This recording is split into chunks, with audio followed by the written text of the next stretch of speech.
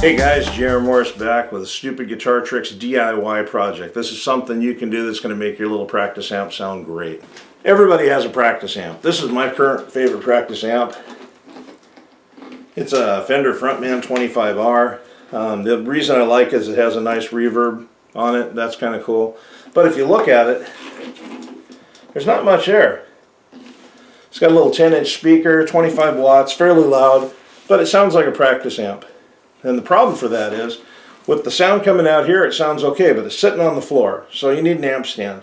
You can get an amp stand like this one, but I think that the amp might fall off of it. I mean, really, it looks like a guitar stand. The problem is, you've got this hole in the back letting sound out. Now, if you seal that in, you're going to get one phase coming out the front, and that's doable. I mean, my bass rig's got that.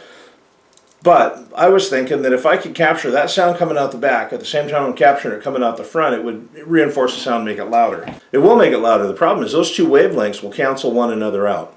The problem is, too, when you're playing, you want the amp tilted back. So when it's on the floor, you can hear it. Now, you can stick a piece of 2x4 into the front of it. I've done that. That's not the best way to do it.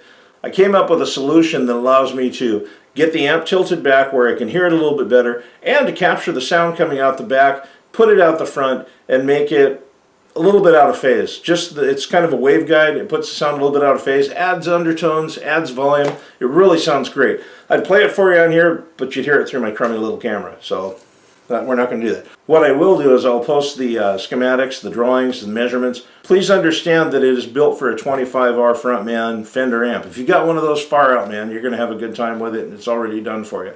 If you don't have a Frontman 25R, it's pretty easy to take the measurements that I've got, wipe them out, put your own measurements in, and just make it. I'll show you the box. Here's the box that I made. It's got a tilted shelf on the front. You can see it's kind of beat up because it gets drug all over the place. But it's got a little shelf on the front, right here. The amp sits on this. Goes back here. The speaker cabinet actually, the opening in the speaker cabinet fits into this hole. So the sound coming out the back comes in here, goes down, and comes out this shelf at the bottom. It's pretty small, pretty dinky. I mean, there's not much to it. The back of it, it's just some plywood. I just slapped it together. I did put on some feet. I bought over at Lowe's. Yeah, I bought some feet for $1. Gotta spend $1, right? It's a cool project. And I put a handle on it just so I could pick the whole thing up as a mass. It's like a 79-cent drawer handle. Anyway, this thing's great. The drawings are available on our Facebook page, Stupid Guitar Tricks, spelled just like this right here. I guarantee it's going to make your practice amp sound better. You can put it on a PV Rage, all manner of small practice amps. Because let's face it, an 8-inch speaker, 10-inch speaker by itself does not give you a whole lot of dynamic range. If you do happen to build one of these, upload pictures of it to the Facebook page or post them in the comments. I'd love to see it. Or even better yet, reply with a video.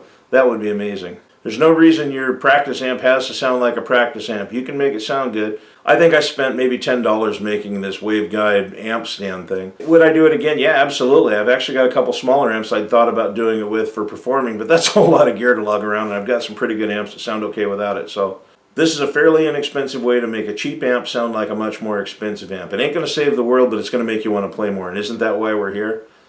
Till next time, peace.